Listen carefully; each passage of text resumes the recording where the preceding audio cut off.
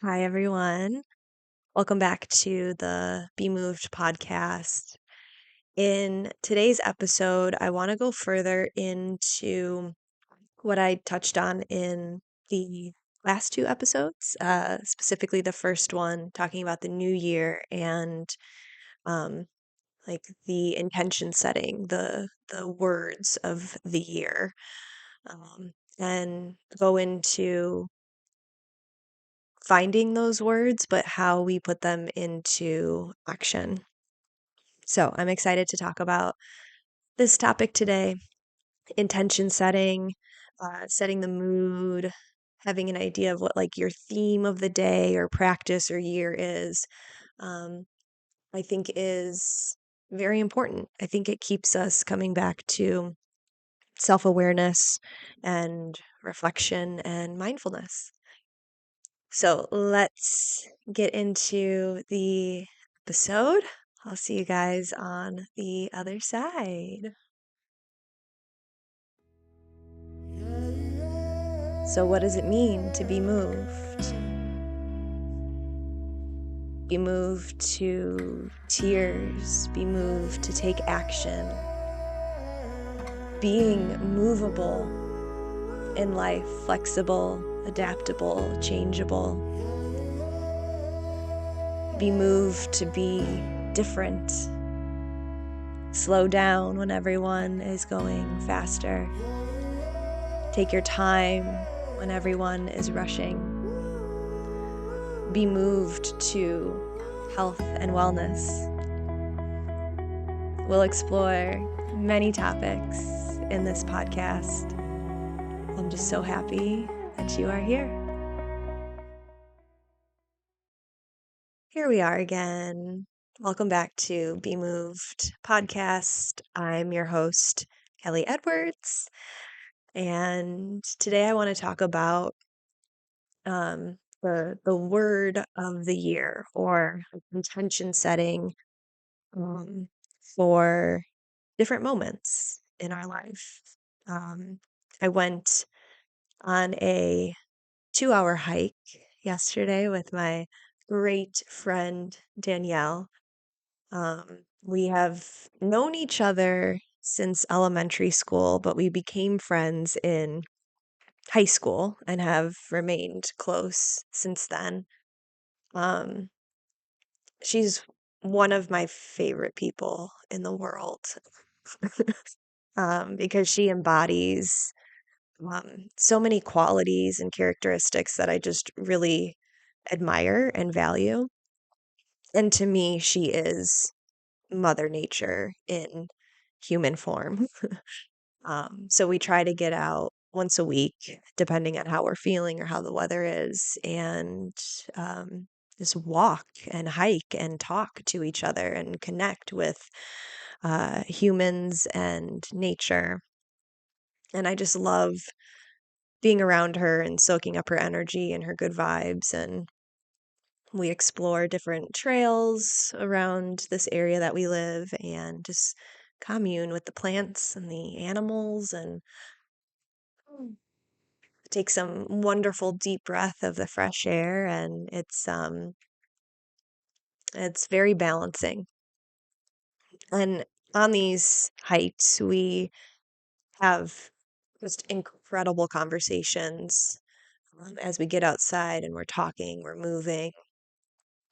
And we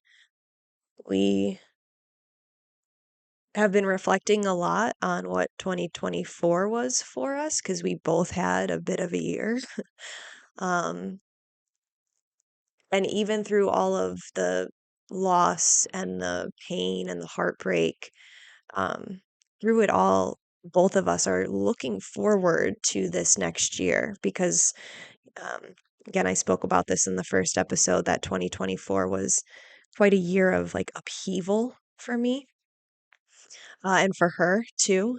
Lots of things changing, and it brought a lot to our attention that needed to change. And we're excited to go forward and take action to see that change come to fruition. So we talked about our word or words for this upcoming year. And again, like I don't like resolutions. I don't love goals because my ego can get way too involved and way too hurt. So I try to avoid that and I want to look at what feeling I want to cultivate throughout the year.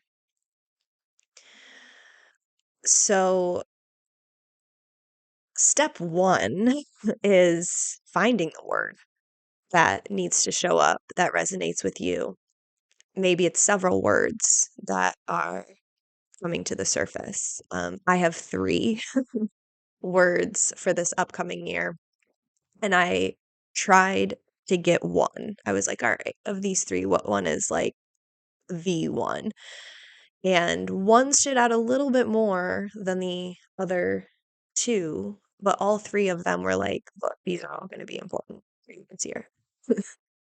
So this one may be a little bit more of a priority because it will help you get into the other two words, but they're all three going to mean a lot in the next 12 months. So taking some time to be quiet, to sit with yourself. If you like to journal, I definitely recommend grabbing a journal. And I'm actually going to record a meditation and free write for my Bemoove TV library that will guide you through finding this word that wants to show up for you. So if you're a part of the Bemoove TV membership, then check that out and explore what needs to or wants to show up for you this year. And this doesn't have to be something you do the start of the year only. It could be every month that you do this. It could be every day that you do this. You could even have a word for your morning and for your evening every day. And they can be, different things. You're allowed to do this whenever you want to do this. It doesn't have to be just a whole new year in front of you. So finding the word um, will happen when you get quiet and when you sit with yourself and do a little check in. Or similar to what Danielle and I are experiencing, maybe your word for this year is like the total opposite of what last year felt like for you. So once we have our word or words, what does it mean? How are we going to put it into action? And where is it going to show up in our day-to-day activities? So my main word is softness. See. And Danielle asked me, like, okay, love it. Softness, great. I think it's perfect for you. But what does that look like? Like, take me through a day and where does softness show up? How do you put it into action? And I thought, I love that question. And I love you for asking that question and going there with me and kind of making me go there with myself. And as I thought about it, softness to me really means space. Softness to me is a feeling and a quality that takes its time. Softness is lingering in that moment of pause before I respond or I take action. It's giving myself room to feel, to reflect, and to evaluate before I make a decision. So, softness is space, which is openness. It's like your body taking a long, slow, deep breath in, pausing that breath, holding without any strain, and that sigh. Ah, it just feels so good. So, softness is space, is openness. I guess in a way, I am looking to be more vulnerable this year. And I guess as I'm sitting here recording this podcast right now, this is an action of softness for me. To get on the mic, to get on the camera, to talk, and to just share how I'm feeling. This is me practicing my word, my main word for this year already. And I really feel like this word is coming to me at the right time in my life. For the last 10 to 15 years, I have been in a phase of building. I needed to just put my head down, put my blinders on, and work, work, work, take as many classes, as many teacher trainings and continuing ed as I could to get my name out there in my community as a leading yoga instructor. And through this phase of building, it put a lot of my own needs on the back burner so that I could focus on my career. At one point, I was teaching 40 classes a week between like strength training boot camp classes, spin, and yoga. 40 classes a week because I thought I needed 40 hours a week. I was literally a full-time fitness instructor. It would be 5 to 7 classes a day. I did not have a day off. So I was teaching and I practice the class when I teach. So I was doing 5 to 7 hours of workouts every day. And I was so in my masculine energy doing that. I had to take action. I had to push. There were definitely moments of forcing my way into things and just a lot of go, go, go. And with that, I unintentionally built a hard shell around myself. And now, where I am in my life, that protective exterior is no longer needed. I am finally in a safe space with people that I love and people who I know love me and care about me. And so I can melt into my like ooey gooey, lovey dovey self that I am. There's no need to protect my heart or my mind or my spirit. I am with people who are kind and um, will do that protection like for me. um, so after so many years of building that hard shell and putting my own needs on the back burner, it is tough now for me to get back in touch with that lovey-dovey self.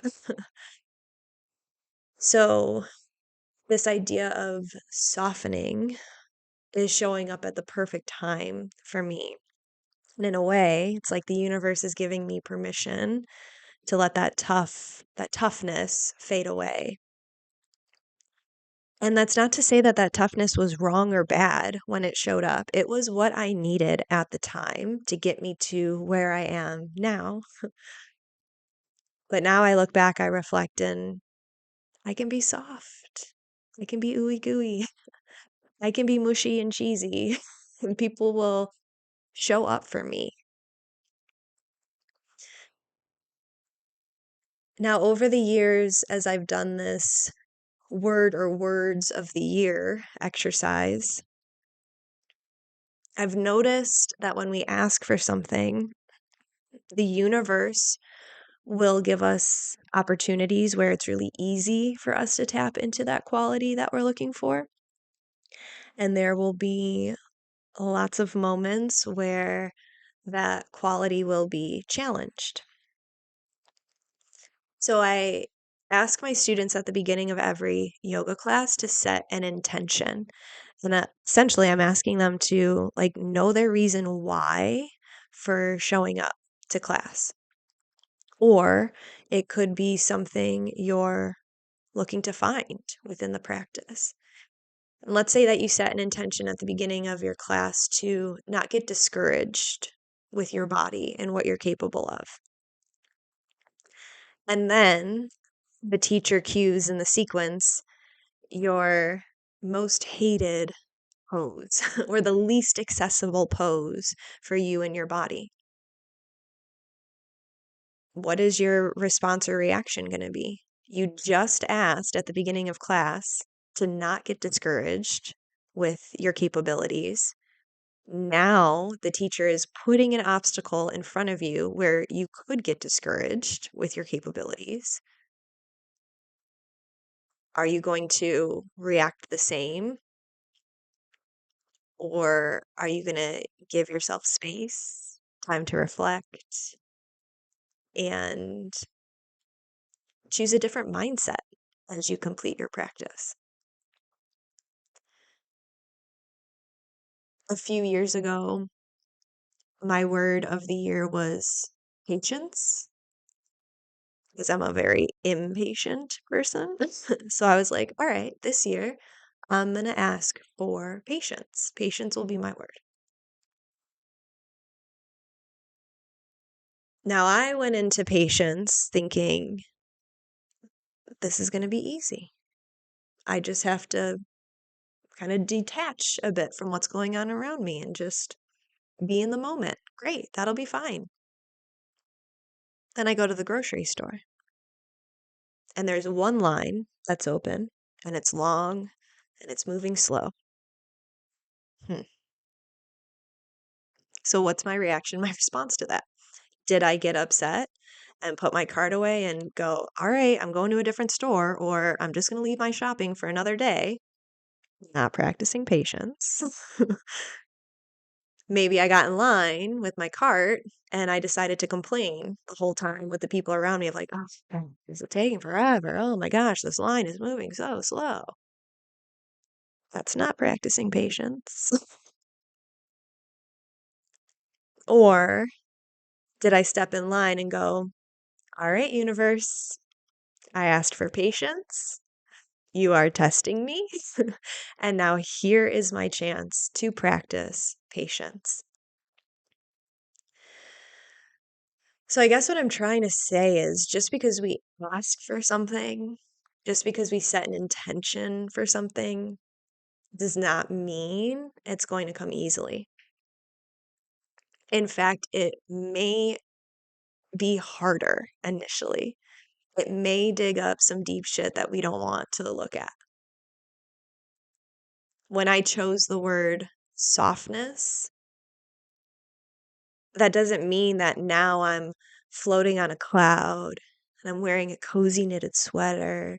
I've got a fleece blanket covering me, and I'm surrounded by my wolf pack of dogs and books and my teas and my coffees. And I'm just cozy and gliding through life. Not at all. I asked for softness, and the universe went, okay, but first, here's all the ways that you have not been soft or open or vulnerable. Here are all the moments where it's hard for you to tap into that softness. And I had to look at all of that because I want softness to be a part of me from here on out. So now I'm researching the moments, I'm paying attention to the moments where softness is accessible to me. And when I have a difficult day, I know if I go take a bubble bath, softness right there with me. Totally easy to tap into that softness. I'm looking around, I'm paying attention to the moments where softness is not accessible or easy for me. So when the dogs start barking because someone walked by my house and I want to go, "Quiet, stop barking," and shout back at the dogs, not easy for me to tap into softness. But now that I know that, the next time I'm confronted with that situation, I could go, here's the universe testing me. The dogs are being loud. I do not practice softness easily here. So What if instead my approach is, shh, quiet, pups, it's okay. Let the person walk past the house. It's fine. I'll take you out later. We'll have a great day. Just be quiet, my sweet little pups. Much different. The universe gave me an opportunity to practice softness. And I'm only going to get better at softness if I can practice it. So I should expect the universe, the powers that be, whatever you believe in, to throw obstacles on my path to see how badly I want it. So just because you said a word doesn't mean it's done. It's over. And now you've got it. And it's in your muscle memory and your brain and your nervous system. What does that word mean to you? How does it actually show up in your day to day? Where is it easy? Where is it hard? And in what moments do you completely forget that you even set a word for the year?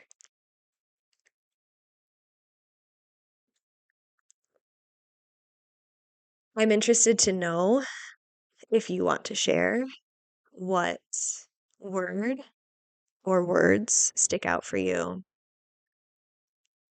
whether it's for the whole year, the month, or just the day. I'd love to know what qualities you guys are looking for, what you feel like is, I don't necessarily want to say missing from who you are, but again, maybe it's just not a quality that comes easily. What are you working on? And where have you come from? Why does that word show up? What happened to you in your past where now you feel this quality is important or different than how you've been running things? All right, you guys. Thanks again, as always, for listening. I hope you gained something from this episode, or at the very least, hopefully, you're just looking around at the things that happen to you in your life and seeing everything as like a lesson, something that you can learn from, grow and adapt and evolve. As always, the way to support the podcast is to support the yoga studio, Bemoved Yoga and Wellness in Crystal Lake. You can check us out at the website bemovedyogacl.com. We're on Instagram, Bemoved Yoga. We're on Facebook, Bemoved Yoga CL. We've got weekly classes. We're open 7 days a week. We have online options as well if you are not local to us in our area. And I do have my 200-hour teacher training coming up March 1st. We begin 2025, depending on when you're listening. So if you have ever wanted to become a yoga instructor or just deepen your understanding of the practice, we have two options. You could take the 200-hour teacher training, or we have an immersion, which is less expensive and less time than the teacher training because you will not end the program certified to teach. If you take the 200-hour route, we are Yoga Alliance certified, and you will be certified to teach classes with that route. So, whether you want to teach or whether you just want to understand yourself further, we talk a lot like this in our trainings, in our lectures. So, check us out. Reach out with anything that you would like to share. Thank you again for tuning in, and I will see you guys at the next episode. Have a wonderful week. Love you all.